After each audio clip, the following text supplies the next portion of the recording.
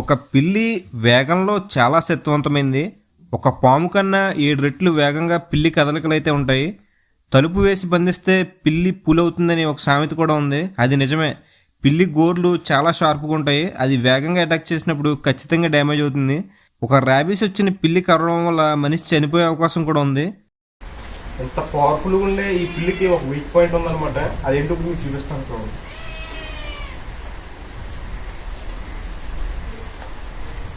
చూసారా, ఇది దీని పైన ఇక్కడ పట్టుకుంటే దీనికైతే ఇంకా కొయ్యి బొమ్మలా మారిపోద్ది అనమాట.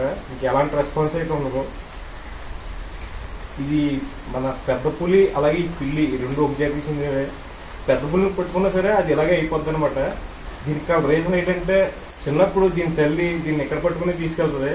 ఇక్కడ పట్టుకున్నప్పుడు దీని బాడీ మొత్తం లూజ్ అయిపోద్ది అనమాట. ఎలాంటి రెస్పాన్స్ ఉండదు. ఇది చూసారా, ఇంక అసలు ఈ కలవమాట. ఇది దీని వీక్ పాయింట్ ఇదైతే మీరు ఇంటి దగ్గర ట్రై చేయకండి. ఇది తిరిగి అటాక్ చేసే అవకాశం అయితే ఉంది. సో దీన్ని వదిలేద్దాం మనం. చూసారా, మళ్ళీ నార్మల్ అయిపోతుంది మనం.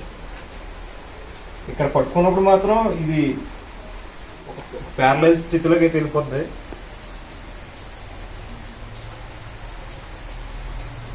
ఎలాంటి రెస్పాన్స్ ఉండదండి.